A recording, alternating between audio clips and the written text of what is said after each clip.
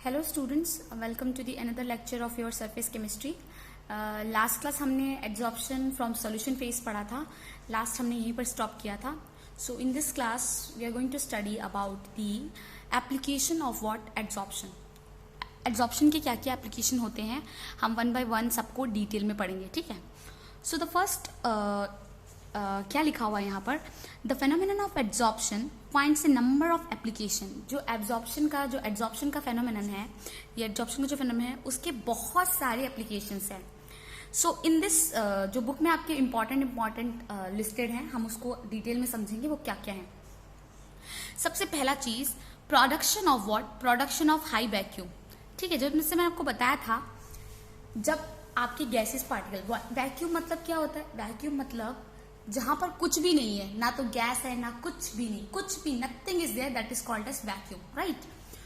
तो production of vacuum, कैसे vacuum produce होता है, मैंने आपको बताया था, एक एग्जांपल लिया था मैंने, याद है आपको, जब मैं आपको एब्जॉर्प्शन फ्रॉम गैसियस फेज बता रही थी, तो मैंने एक एग्जाम्पल लिया था कि एक वेसल है, ठीक है, ये वेसल है और इसके अंदर गैसेस है, गैस के मॉलिक्यूल्स है। इस वेसल को बंद किया हुआ है, इसको खोलकर इसमें चारकोल डाल दिया, चारकोल पाउडर, ठीक है, चारकोल पाउडर डाल दिया या फिर चारकोल पाउडर ऐसे करके चारकोल पाउडर डाल दिया। तो क्या देखा गया, ये जो गैसेस मॉलिक्यूल्स हैं इसकी सरफेस पे क्या हो गए, एड्जॉर्ब हो गए। क्या हो गए, एड्जॉर्ब हो गए। तो जब ये इसकी सरफेस पे एड्जॉर्ब्ड हो गए, तो मतलब जो यहाँ पर ये तो एड्जॉर्ब हो गए सरफेस चारकोल पे, तो इसका जो वैक्यूम है, इसके अंदर एक वैक्यूम क्रिएट हो गया, मतलब कोई गैस वैस नहीं है तो वैक्यूम क्रिएट होने लगा। तो बेसिकली एड्जॉर्प्शन की मदद से हम क्या करते हैं, वैक्यूम क्रिएट कर सकते हैं। क्या कर सकते हैं, वैक्यूम क्रिएट कर सकते हैं। तो वही लिखा हुआ है, प्रोडक्शन ऑफ हाई वैक्यूम, मतलब बहुत हाई वैक्यूम क्रिएट कर सकते हैं, ठीक है। The remaining traces of air can be absorbed, जो मैंने बताया कि जो रिमेनिंग ट्रेसेस, जहां पर आपको चाहिए कोई एकदम एयर प्रेजेंट ना हो, उसको भी आप एब्जॉर्ब कर सकते हो। The remaining traces of air can be absorbed by what, charcoal from a vessel evacuated by what, vacuum pump to give a high vacuum।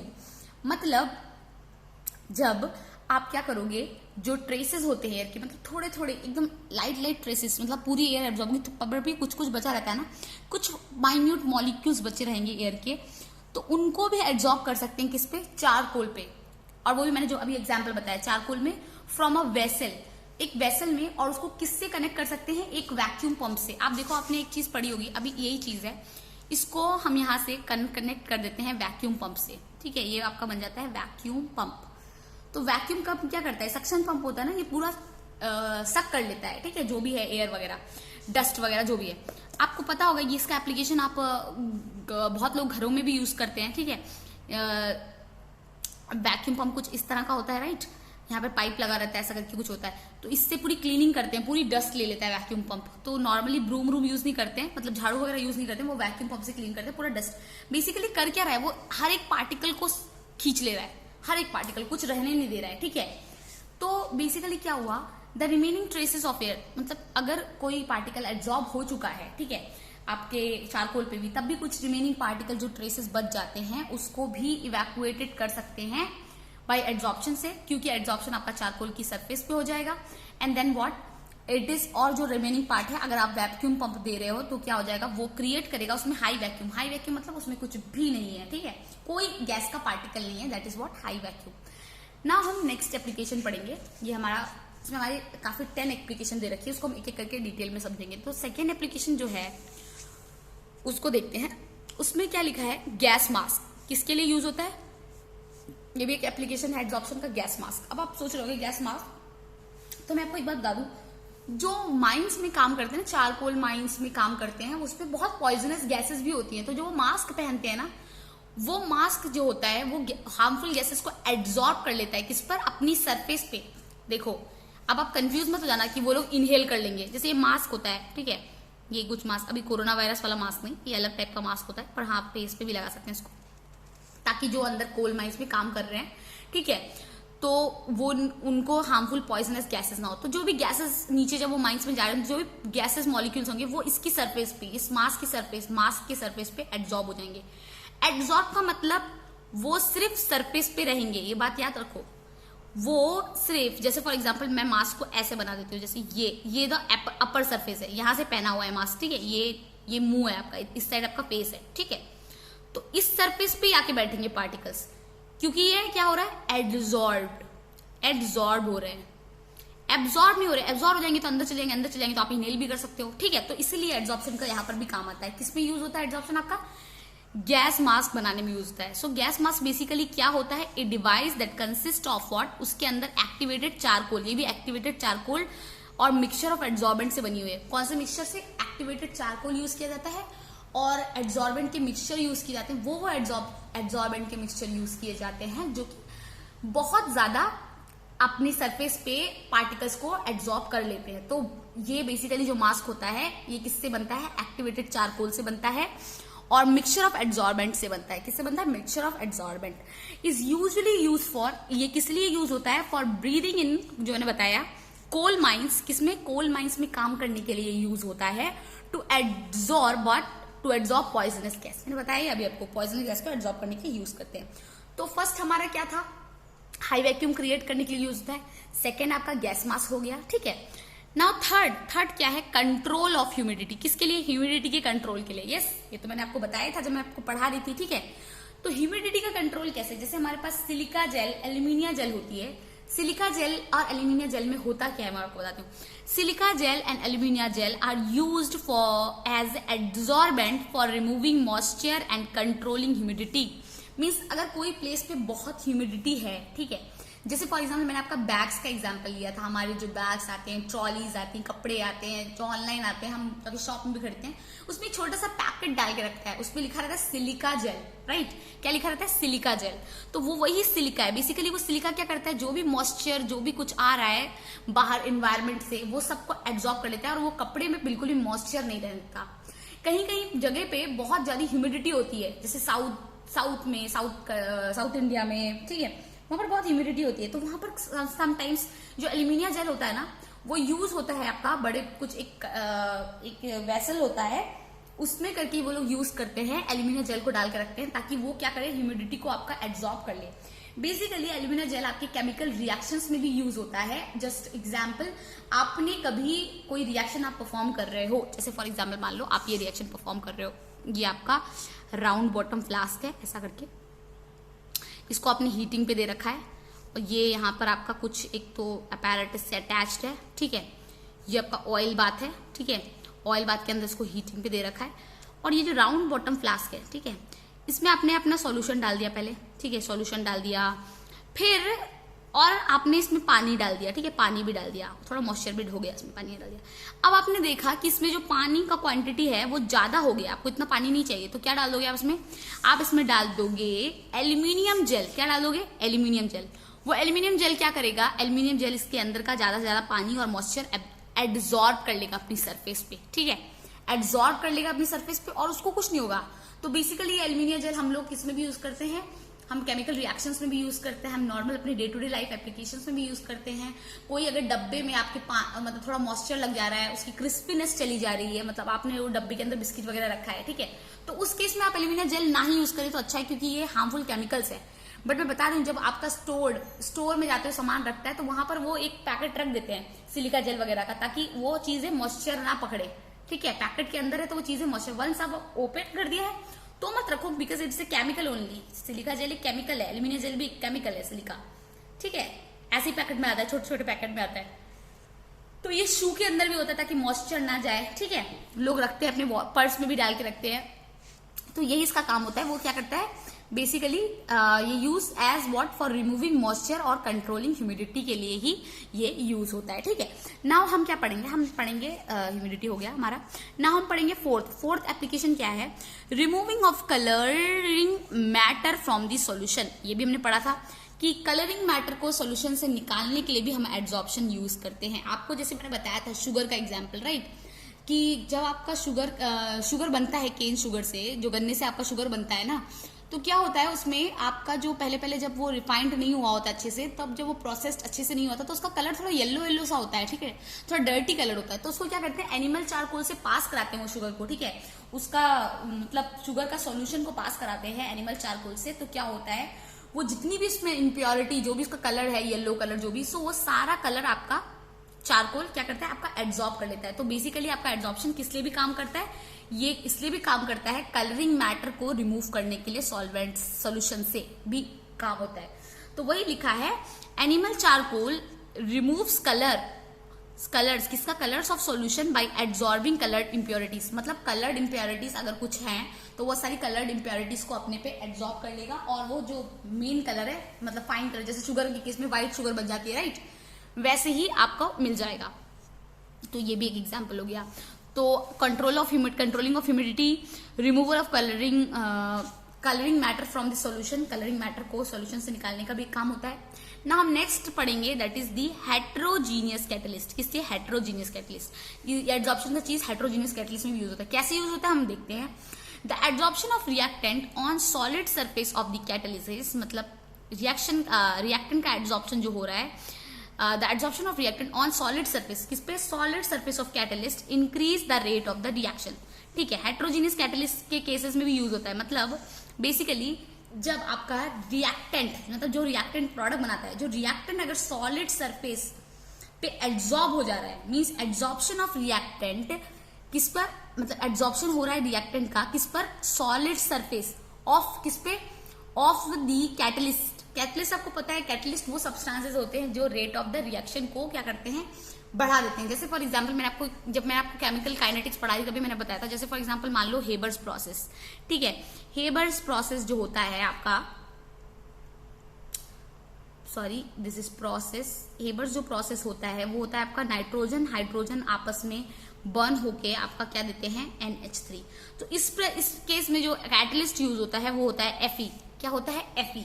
ठीक है, Fe ये आपका iron, this is what catalyst. So basically क्या होता है, यहाँ पर क्या बोल के रखा है, ये आपका हेट्रोजीनियस कैटलिस्ट के रूप में भी यूज होता है। ठीक है, क्या बोला हुआ है, हेट्रोजीनियस कैटलिस्ट के रूप में, मतलब एब्जॉर्प्शन ऑफ रिएक्टेंट, मतलब रिएक्टेंट का एब्जॉर्प्शन हो रहा है on the solid surface of what, solid surface किसके, कैटलिस्ट के सॉलिड सरफेस पे।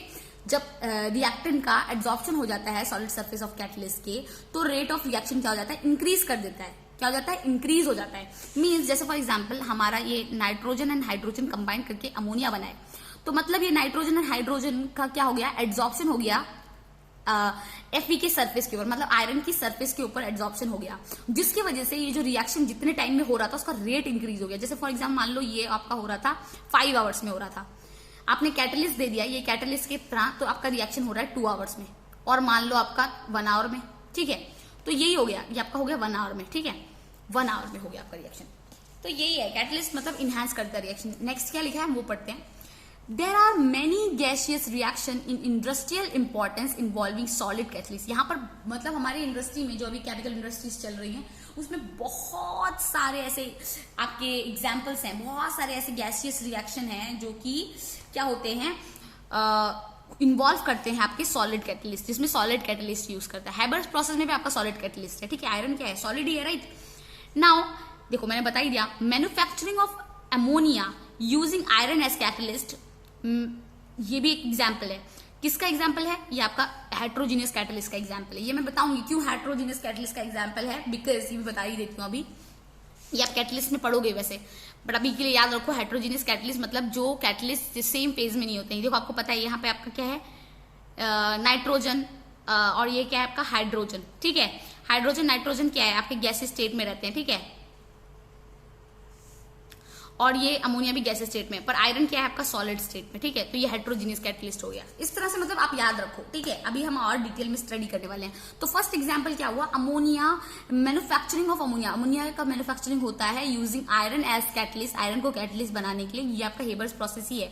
नाउ दूसरा एग्जाम्पल क्या है, manufacturing of H2SO4 by contact process. H2SO4 का प्रिपरेशन होता है बाई व्हाट, कॉन्टैक्ट प्रोसेस, मतलब हाइड्रोजन प्लस सल्फर डाइऑक्साइड का रिएक्शन होता है और उस प्रोसेस को हम कॉन्टैक्ट प्रोसेस बोलते हैं। ये हम सब डिटेल में पढ़ने वाले हैं अभी, बस आप समझ लो। ठीक है, इसमें भी क्या करते हैं हम लोग, यूज करते हैं फाइनली डिवाइडेड निकल, निकल यूज होता है। व्हाट इज फाइनली डिवाइडेड, हाँ ये कॉन्टैक्ट प्रोसेस, ये भी एक एग्जाम्पल है। And use of finely divided निकल इन हाइड्रोजनेशन ऑफ ऑयल। सॉरी, ये देखिए यहाँ पर एंड लग गया है ना, ये दूसरा सेंटेंस है, डोंट गेट कंफ्यूज, यहाँ से दूसरा सेंटेंस स्टार्ट हुआ है। ठीक है, एंड से।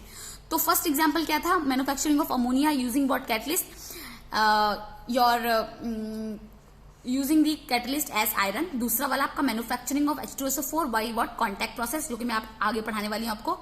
Now the third, use of finely divided nickel. Nickel भी एक कैटलिस्ट की तरह यूज होता है in what, in hydrogenation of oil.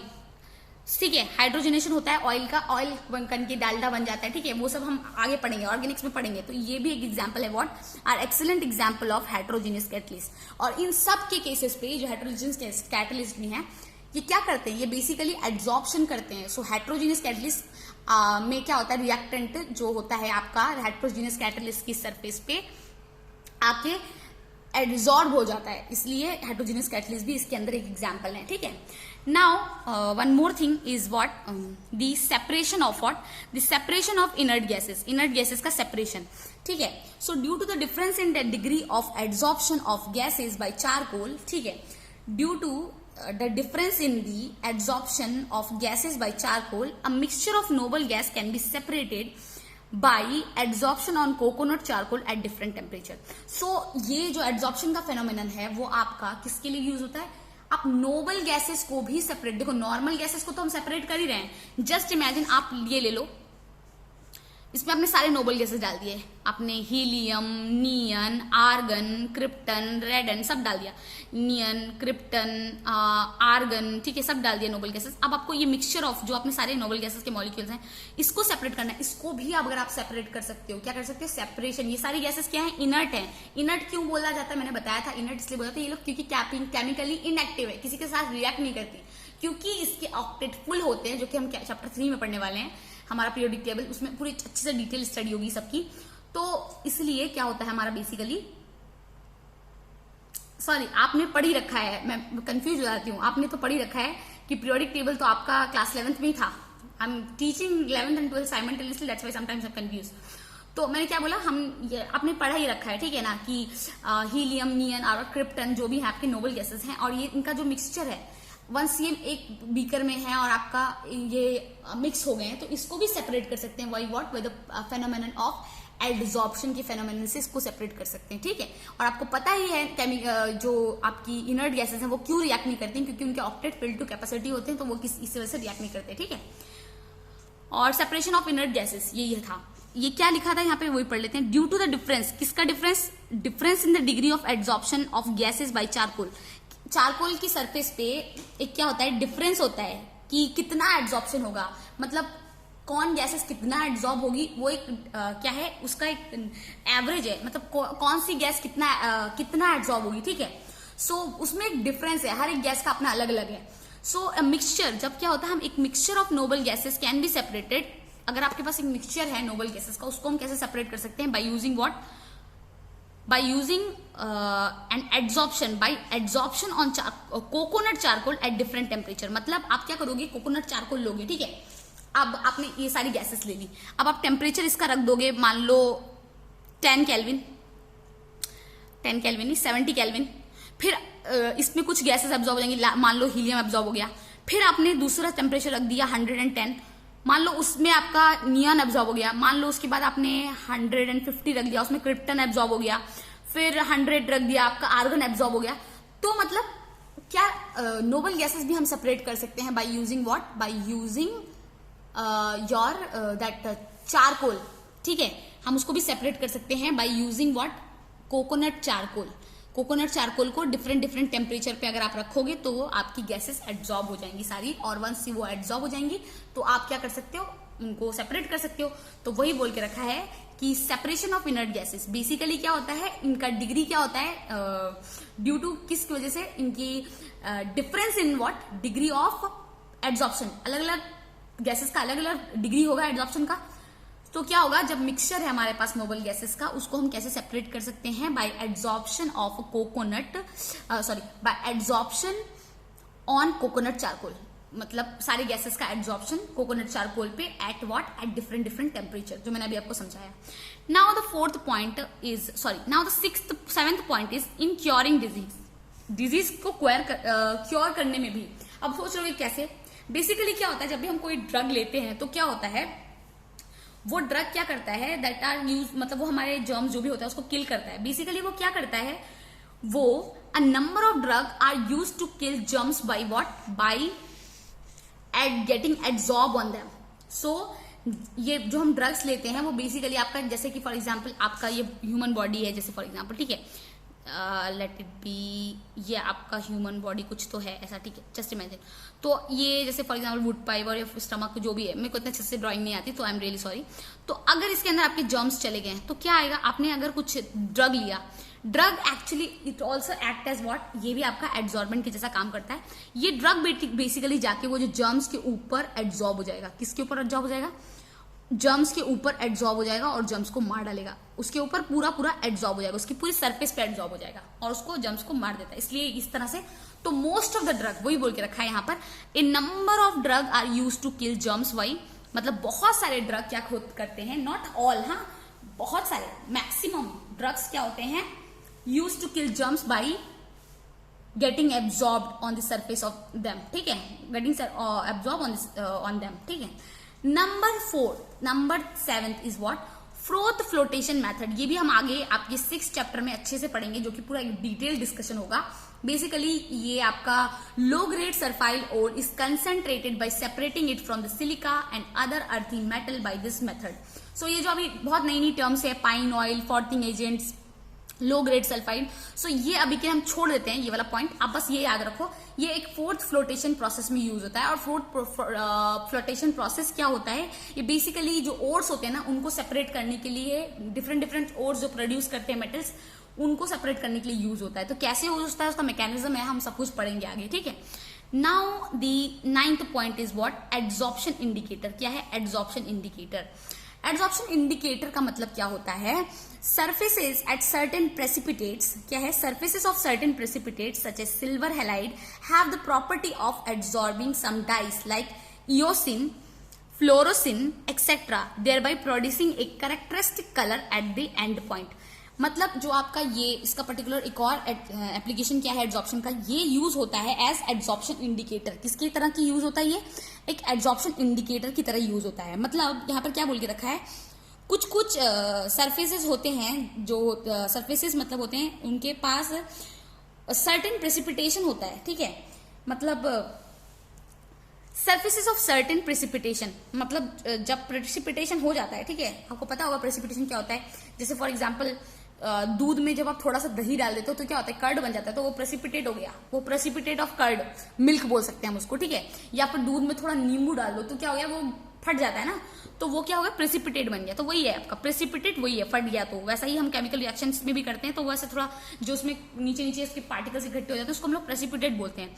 तो बेसिकली क्या बोला है, सरफेसेस ऑफ सर्टेन प्रेसिपिटेट, जो सरफेस होती है कुछ प्रेसिपिटेट्स की, सच एज सिल्वर हैलाइड, एक सिल्वर हैलाइड की भी जो सरफेस है, हैव द प्रॉपर्टी, उसकी क्या, उसके पास एक प्रॉपर्टी होती है ऑफ एड्जॉर्बिंग सम डाई, उसके पास प्रॉपर्टी होती है कि वो अपने सरफेस पे कुछ डाई को एड्जॉर्ब कर सके। जैसे कि कौन सी डाइज, इओसिन, फ्लोरोसिन और भी बहुत सारे डाइज हैं। अगर आप आगे चल के chemistry as a major subject लेते हो तो आप ये डाइज के बारे में बहुत डिटेल में पढ़ोगे, ठीक है। एंड देयर बाई क्या करेंगे, thereby it's producing a characteristic colour at the end point. क्या होगा, उसके बाद एक अलग ही colour, thereby producing a characteristic colour at the end point, मतलब आफ्टर एड्जॉर्प्शन के बाद क्या होगा, एक अलग ही कलर बन जाएगा उसका, ठीक है। सो बेसिकली क्या इसमें यही बोल के रखा है कि जब आपका कोई भी पार्टिकल और कोई भी सॉल्यूशन प्रेसिपिटेट बनता है तो वो हर प्रेसिपिटेट की जो सरफेस होती है वो थोड़ी डिफरेंट होती है। वैसे सिल्वर हैलाइड, ठीक है, सिल्वर हैलाइड होता है Ag, आप X मान लो, X स्टैंड्स फॉर हैलाइड, ठीक है। सिल्वर हैलाइड का फॉर्मूला मान लो, सिल्वर तो आपका Ag है, हैलाइड मतलब X से हैलाइड को डिनोट करते हैं, AgX मान लो। तो बेसिकली सिल्वर हैलाइड क्या होता है, जो सरफेस होता है प्रेसिपिटेट जो होता है सिल्वर हैलाइड का, उसकी जो सरफेस होती है वो आपकी एड्जॉर्प्शन के लिए लायक है, ठीक है, तो एड्जॉर्प्शन कर सकती है। तो कुछ जैसे हमारे डाइज होते हैं, जैसे इओसिन, फ्लोरोसिन और भी बहुत सारे डाई हैं हमारे पास, फेनोल्फथलीन, तो वो सारे डाई क्या होते हैं, इसकी सरफेस पे, मिथिलिन ब्लू, ये सारे डाई हैं, ठीक है। ये सारे डाई क्या होंगे, इसकी सरफेस पे एड्जॉर्ब हो जाएंगे और जो उनका कलर है वो कलर उनका जो है वो बदल जाएगा। तो बेसिकली यही था, ये एक तरह का एड्जॉर्प्शन इंडिकेटर भी यूज होता है। इंडिकेटर मतलब इंडिकेट करता है कि ये कलर एब्जॉर्ब हो चुका है। जैसे आपको पता है डाई का कलर क्या है, डाई का कलर अगर आपको पता है ब्लू है और उसके कुछ टाइम के बाद आपने एंड पॉइंट पे देखा कलर ब्लू नहीं रहा है, मतलब ये डाई बेसिकली जो आपने यूज किया है हैलाइड, जैसे for example silver halide, okay ये मिथिलीन ब्लू का ऑरेंज कलर एब्जॉर्ब कर ले रहा है, मतलब क्या है, ये मिथिलीन ब्लू का कलर एब्जॉर्ब कर लेता है, तो ये मिथिलीन ब्लू का इंडिकेटर है, ठीक है। ये क्या है, मिथिलीन ब्लू का इंडिकेटर है, मतलब अगर इसने एब्जॉर्ब कर लिया, चाहो तो आप इसको रिमूव भी कर सकोगे। वंस इसने मिथिलीन ब्लू का कलर एब्जॉर्ब कर लिया, मिथिलीन ब्लू का कलर चेंज हो गया, वो ट्रांसपेरेंट कलर हो गया। वंस अगेन आप उसमें क्या करोगे, वो जो एब्जॉर्ब वाले पार्टिकल को डालोगे, अगेन वो क्या हो जाएगा, उसको जो एब्जॉर्ब हो गया उसको रिमूव भी तो कर सकते हैं ना हम एक प्रोसेस से, डिसॉर्प्शन। तो वो एब्जॉर्ब करके जो एब्जॉर्ब कर लिया आपने, उसको वापस से आप उसमें जब सोल्यूशन में डालोगे तो अगेन उसका मिथिलीन ब्लू कलर आ जाएगा, राइट। तो यही एब्जॉर्प्शन इंडिकेटर्स की तरह भी यूज होता है। Now the last point is what, it is used as what, chromatographic analysis की तरह भी यूज होता है। किसके यह तरह यूज होता है, क्रोमेटोग्राफिक एनालिसिस की तरह यूज होता है। क्या होती है क्रोमेटोग्राफी, आप पढ़ोगे इसमें बहुत, आपका अभी आगे चल के क्या बोलते हैं, जब आप हायर क्लासेस में जाओगे तो आपने थोड़ी बहुत तो आप इसमें बहुत डिटेल में पढ़ोगे, पर थोड़ी बहुत आपने शायद क्लास 11th में जो ऑर्गेनिक जब शुरू होती है तो आपने थोड़ा बहुत पढ़ा होगा क्रोमेटोग्राफी क्या टेक्निक होती है, ये सब चीजें हमें बहुत अच्छे से दी रखी थी। तो क्रोमेटोग्राफिक एनालिसिस में भी यूज होता है। तो chromatographic analysis based on the phenomenon, जो क्रोमेटोग्राफिक एनालिसिस होती है वो किस पे बेस्ड होती है, वो बेस्ड होती है on the phenomenon of adsorption, adsorption के फेनोमेनन पे ही बेस्ड होती है।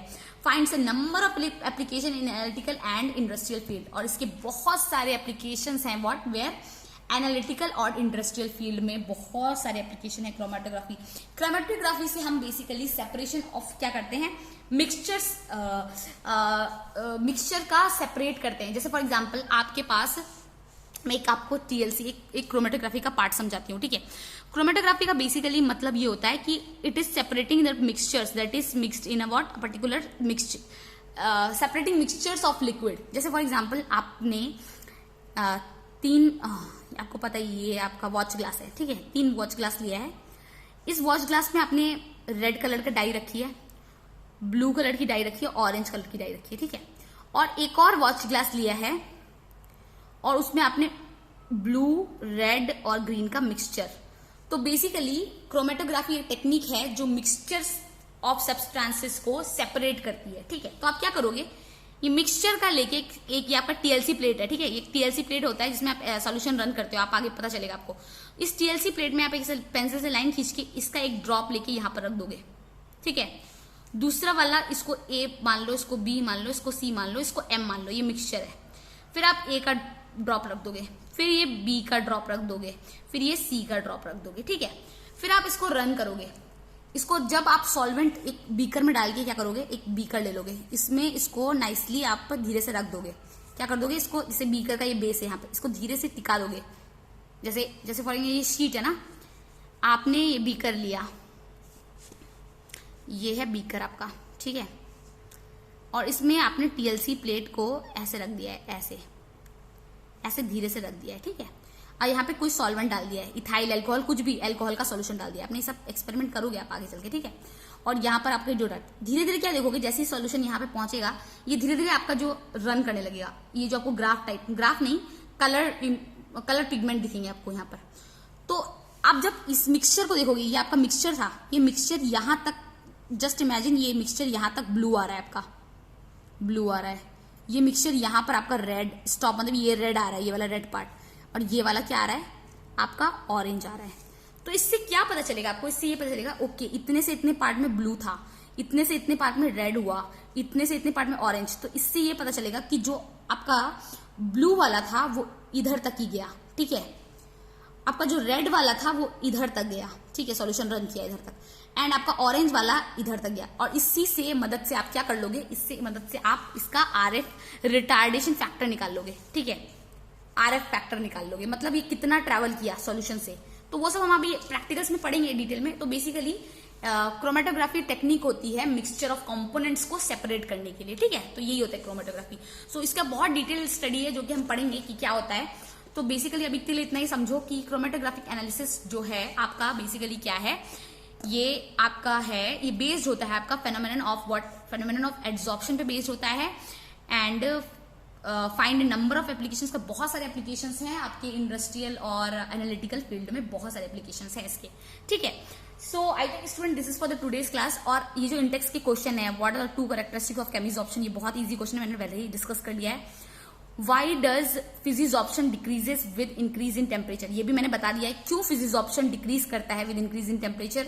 या आप इन सारे क्वेश्चंस को, आपका ये होमवर्क है, आप इसको जरूर करिएगा, ये बहुत इंपॉर्टेंट है। आपके अभी जो एग्जाम्स आने वाले हैं उसमें भी क्वेश्चंस आ सकते हैं, तो आप जरूर डेफिनेटली कीजिए।